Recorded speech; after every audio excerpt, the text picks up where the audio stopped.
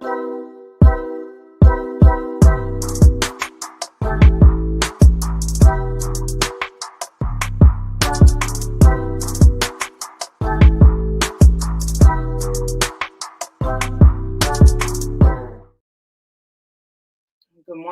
morning. Happy Good Friday to those of you that are Christian and you celebrate Holy Week. Today is Good Friday. Friday, April 18th. We are here. We are alive. We are awake. We are here with purpose. And I'm excited to have this conversation. So good morning to all of those who are watching live. And for those of you who's going to catch the replay, please hashtag replay so that I know that you were here. Whether you're watching on Facebook, you're watching on YouTube. Good morning, Paula. Hope you are having an amazing day as well. And so I want y'all to do me a favor. Hit the like, whichever platform you're on, and smash that subscription if you are not subscribed to my YouTube channel.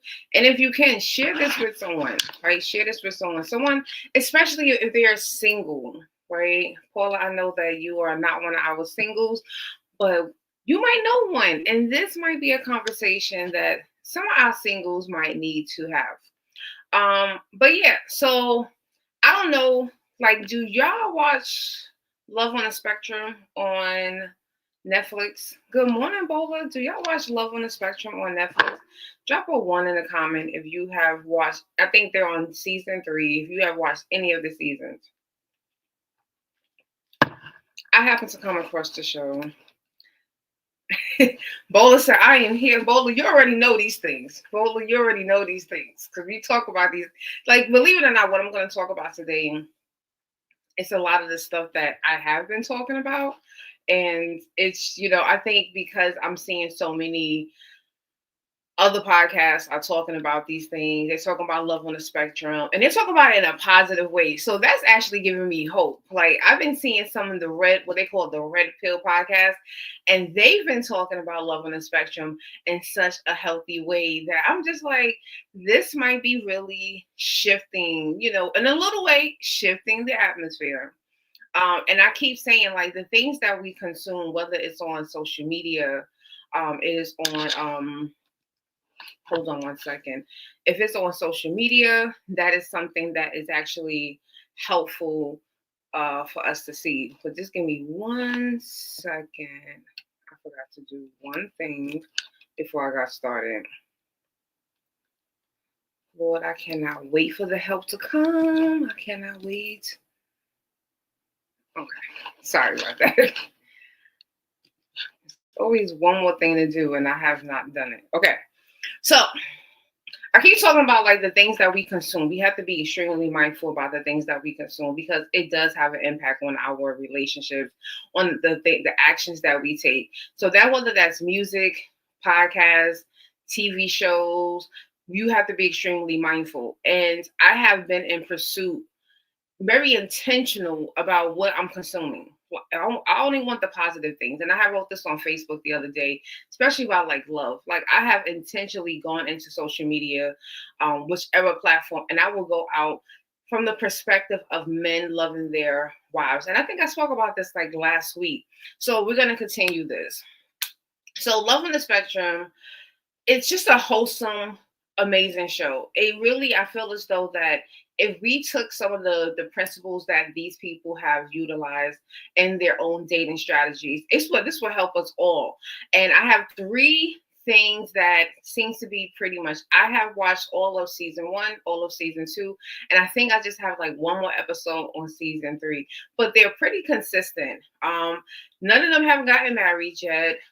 Some of them have been in long-term relationships. I think there's actually one young lady that has been with her boyfriend since season 1. They're still on season 3. So it's just like, what can we gain from this? So let me just dive right into this. So the first thing that came to mind was they say exactly what they mean, and they stick to that from day one. And just looking at the conversations on like threads, I'm really like heavy into threads.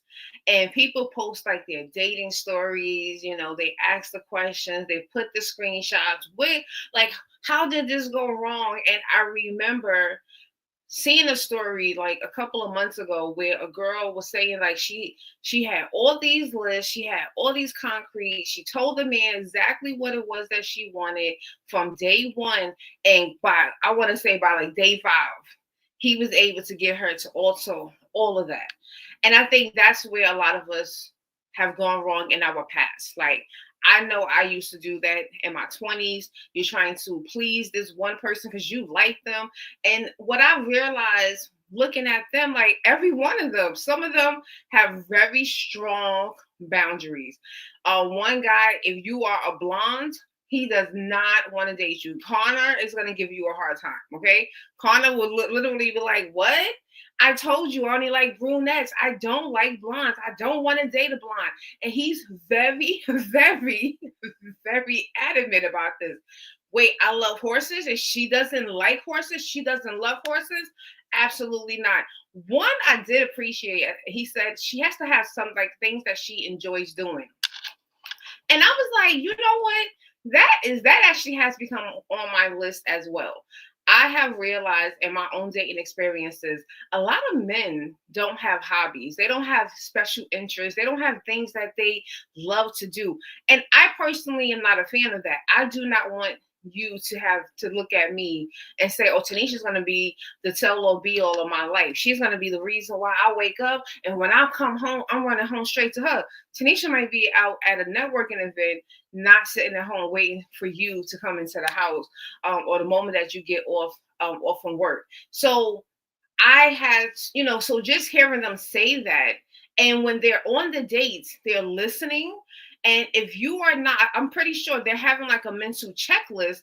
If you're not checking those things off, and instantly you see a shift. Like when you're watching a show, you see a shift. Like, yeah, they're not going to go out on a second date. Like you could just tell, because it's like, no, like I said, this is what I want. I meant this is what I want, and you're not that. So there's no wiggle room, and I understand we have to have some level of flexibility. But again, so many people have strong boundaries. I see a comment, Bola, I'm gonna put it up. I see so many people that have strong boundaries, but they will quickly throw those boundaries out the window the moment that it's like a gorgeous looking man or a beautiful looking woman. I've seen that. And when those people continue to go into those same relationships, guess what ends up happening? It doesn't work out, because this was something that you was really firm about. So Bola said, I realized that I gravitate towards joy. Anything I do, places I go, and people are absolutely.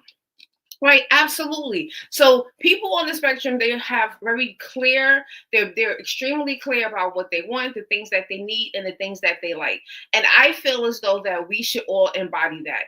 I have personally met a lot of individuals. I've coached some clients that don't know what they like. They don't know what they want. If you watched Throwback Thursday yesterday, we spoke about wants and needs. You see how all things are coming together. So you also need to have that list together. What do you want? Right? We all, I mean, no matter what, even though we should be chasing after the things that we need, we still have things that we want. So what is it that you want? What is it that you need? And what is it that you like? And when you have that, when you're having this conversation, you can start to realize, this might not be. Just like what Bola said, you gravitate towards things that's going to make you feel good, people that's going to make you feel good. If you're around someone who's miserable, who doesn't know what they want, they flip-flop, I'm not really sure, it's gonna end up causing some level of friction. It's not going to end up working in the long run. And that's something that I wish that we really would take into consideration in our season of single, so that we can have that clearly defined or have an understanding. Because when you watch them, some of them don't do 3, 4, 5 dates. Some of them, it's literally at the end of the date, they're like, no, I can't do this. Right? I can't do this at all. And I'm just like, that is the way that we should be going. Or they can ask them, oh, well, sorry. I'm going to be putting them the wrong things. Or they can ask themselves what brings them joy. Bola, they have to want to ask that question. And that's something that I'm finding. A lot of people are not asking themselves that question. They're meeting the people like me. They're going to the coaches, they're going to these seminars, they're buying all these books, and we are asking them, hey, what makes you happy? What brings you joy? They're not asking themselves. This is the reason why I have met people in their 60s who can literally tell me, they cannot tell me what brings them joy, what makes them happy.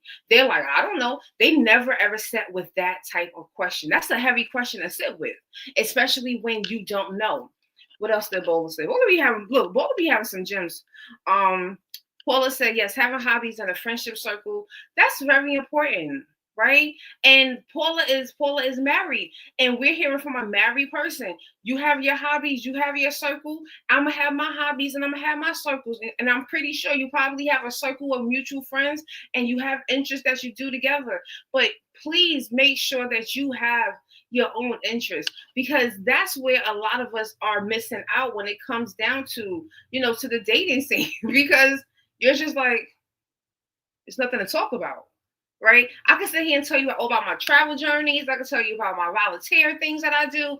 And then that person is just sitting there like, they have nothing to contribute, because there's nothing that they actually do besides go to work. And that's why a lot of people get burnt out, because they're in these relationships and conversation cycles with individuals that all they want to talk about is work, and most of them hate their jobs. So this conversation is not going to be peaceful. It's not going to bring me joy. I'm not going to want to sit here. But yet, what do we see commonly? We'll hear someone talk about this. Someone will write a whole post about this, saying everything that we just spoke about. And then they will say, and after our third date, how did you know? Take a lesson out of Love on the Spectrum. After the first date, once you have realized, you have identified there's no alignment, you don't know what you want, you don't know what you need, you don't know what you like, this is not going to work out, and let's part ways. That goes on to the second thing. No, that actually goes on to, that's going to be the third thing. The second thing is that they're not looking to rush to impress anyone, right? They're looking to, let's pace this out. They're really getting time to listen to one another. They're going out. Their dates are not just going out to eat. They're doing activities. And I'm pretty sure that might be set up by Netflix itself. But no matter what, their dating is actually going out and dating. And it's not them spending a whole bunch of money to try to impress this person, but they're going to the zoo, the aquarium. These are activities that all of us have. Tulsa has a zoo. We're not the biggest city. So I think almost every city, major city, might have an aquarium, have a zoo. And many of them have museums. Museums do have free nights where you pay by like a donation. No matter what, you can go out here and you don't have to overperform to try to impress this person. You don't have to take them to a 5-star restaurant. But we should be out there being extremely active and listening, so that we can sit here and say, at the end of this date, I showed up as who I am. I told you everything about me, because they are very they're extremely chatty, majority of them. Because I've seen some episodes, they've gone on dates and it's crickets. And it's like the most uncomfortable thing, because one of them, especially the one who was on the show, they're chatty. Like, they love to talk, and then they're communicating with someone who is just like, okay, that's nice. And immediately they will say, and I think it was Tanner. Tanner was one of the guys. He's one of the guys on the show, and he said, he was like, I love to talk. He was like, I'm enthusiastic. He was like, I have a lot of energy. He was like, and she had no conversation. She was just giving me one word responses. He was like, at the end of that date, with respect, there was no disrespect here. This was not going to work for me. And she showed up as her true self. And that was a beautiful thing as well. She showed up as her true self, and they was both able to see one another and make a concrete decision together. This is not going to be a perfect match, and we're not going to move forward. Can we look at how simple if we was to add that, just add that into our dating scheme. And everything doesn't have, this is the bonus one, because I talk about this a lot. Everything doesn't have to be negative. Everything doesn't have to be a crash out. You can part ways with someone and just be like, simply just realize this ain't it, right? How many of us have met someone and at the end of that, you just know this ain't it? Forget that. How many of you have gone on a job interview, right? And you realize this is not it. That's the same mentality I want us to have. That's the mentality that they have. They're not auditioning. They're showing up as them true selves. They're not trying to impress you, try to buy fancy and do all these big elaborate. Just come who you are. Let's see who we both are. Let's be very clear, honest, because I know what I want. I know what I need. I know what I like. I'm listening. It doesn't align, and we can part ways. No disrespect, no animosity, no bashing on social media. All women is this, all men are that. If we was to take that and apply that into our own dating, we would see that, okay, this is not that bad. That's why I tell people dating is uncomfortable because it's like I've been single. I've had a relationship in 2021. It wasn't like profound. It wasn't long. I learned I learned a lesson from that that I was proud of. But like my last really in-depth long relationship was like 2016. Be very honest. The last time that when we broke up, and I'm still like learning to unlearn a lot of these different narratives. So, it was a horrible date. No, it wasn't a horrible date just because it didn't move forward and it did not progress into anything amazing and long standing. You can still go out there and enjoy that. So the last thing, and I feel like this ties right back into everything that we're doing. You can't do anything if you're not honest with yourself. And if you're not honest with yourself, how are you going to be honest with the person that's just sitting across or you out at an activity? They're very honest, right? And I think because they already come with a disability, that's even that makes them honest naturally. But then it's also it makes them feel safe to be themselves, and it helps you to develop that deeper connection. When you are very, very honest, you and that person now can build something that's going to have a foundation. And that's what I think a lot of them are looking for. And I think that the more that I watch it, because I rewatched season 3, like I said, I have to just rewatch I think last episode or two. And it was just like, wow, like I just want us to just get to a place where we can walk into this because if we're going to be authentically ourselves, I can't tell you to be authentically yourself and show up as yourself if you can't be honest with yourself in that moment, right? We can't say that we are a follower of Christ and that we are believers if we're not showing up with honesty. Like this is something that I don't think many people realize that, there's no, I always say, because people will say, well, all men want are sex. I mean, I get it. They do. And like I told the guy one time, I know that you want that. That's fine. You don't have to lie about that.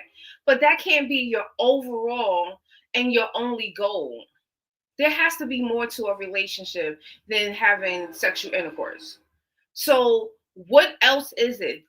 Do you really want a meaningful relationship? Don't lie and say that you want a meaningful relationship in hopes that it's going to get you even faster into the bedroom. Just no, I want this because I always say there's many sandboxes out here. There's a lot of sandboxes. And the one thing that I would personally love is if everybody would get in their sandbox. Okay? I need the married people to stay in their sandbox and don't come out unless you're getting a divorce. But I need the people because I think about like Tinder. My mentor is a publicist, and so she's in a network of a whole bunch of publicists. And what Tinder is attempting to do is they're trying to redirect the narrative about them, and they're known as the hookup site. So what Tinder did, I have the platinum. I don't use it, but I have the platinum level account. And what they did was they set everything up to like chat rooms. So it's like, I want to meet today, coffee, a walk in the park, not sure what I'm looking for. Like they're very clear. So when you go into those rooms, you should be connecting with what? People that have the same desires. And so I was in the room looking for love, right? Looking for love is kind of clear.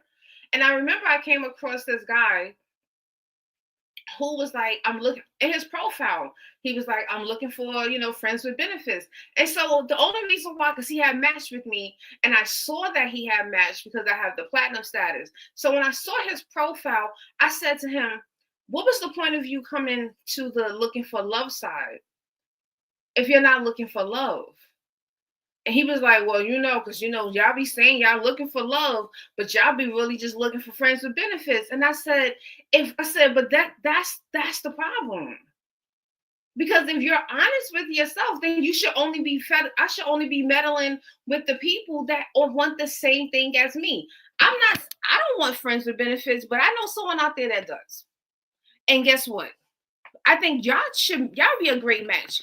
You should have a conversation with them.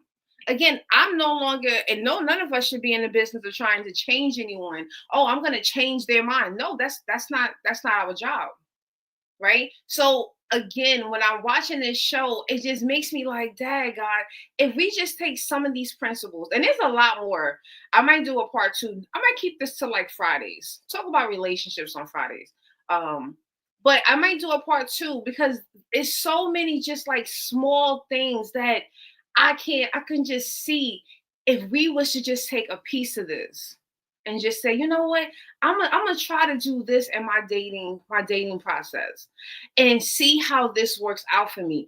Again, you might not yield the person, the dreams of the person of your life, but I guarantee you will probably stop wasting so much time.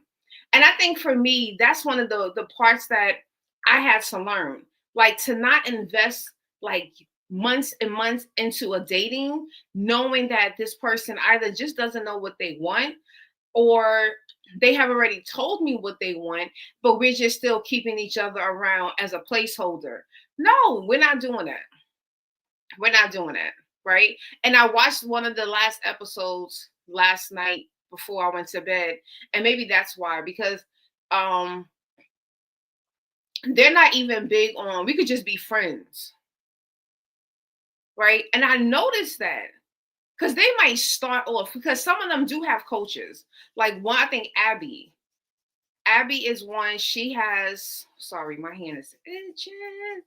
Abby, she has, I think, a dating coach, or it just might be a life coach who's helping her in this dating process.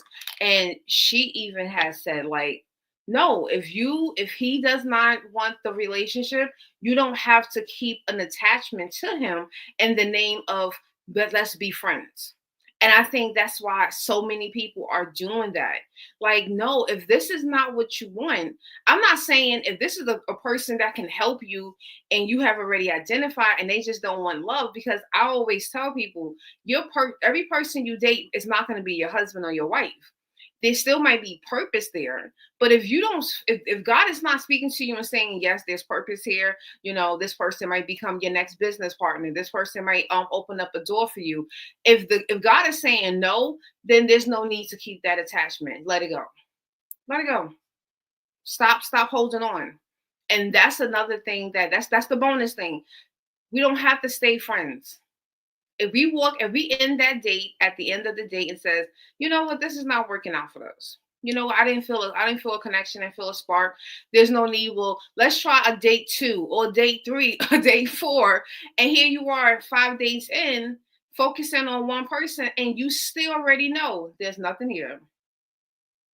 And that's where I think that's where a lot of people are going wrong. They're trying to just date someone for as long as they can, just to say, hey, I dated someone, and that's not giving us the results that we want. So if you have not checked out Love on the Spectrum, I highly recommend it. It does give you a little bit of sense of hope. And like the video I did, I think that was Wednesday, a gentleman did a TikTok, and he was saying how watching the show has helped to restore his joy again and just in life overall. So you can get so many other principles from this show, because that guy said that he used to be a very angry person. And like once COVID happened, he became angry, depressed. And by watching this show, it has restored that. He has given himself hope again. So you could learn a lot from it. So it's on Netflix. Like I said, they have 3 seasons. So this is a long weekend. If you have the weekend, or this might be the weekend that you say, you know what, let me watch something, because it does make you feel good. I remember watching the first 2 episodes on the plane when I was going to one of our mini adventures last year. And I remember just being on the plane smiling. I was just on the plane like this. Because it makes you feel good. It's like, if they can find love and they're staying positive in the process, then that means that we all gonna find love. We're gonna be like Paula. We're gonna be having our person. We're gonna have it all. And I believe that. I do believe that. It's just the timing. Everyone has to just trust that timing. And I've gotten to the point where I had to learn how to trust the timing. I don't get frustrated. I'm not like, God, send my man. I'm not screaming at him. Nope. He will show up when God says it's time for him to show up. And in the meantime, I'm gonna keep just working on the things that I need to work on. And we can keep having these conversations and finding the positive encouragement.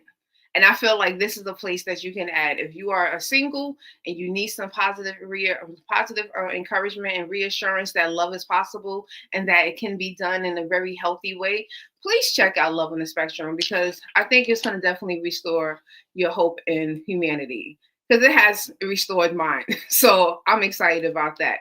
But yeah, so let's go ahead. I'm going to close out. If you have any questions, any comments, thank you, Bola. Thank you, Paula, for engaging today. But yeah, if you have not connected with me, you can go right ahead. Actually, down in the description, you're going to see the link for my Linktree and also for my book, Dear Single in Love.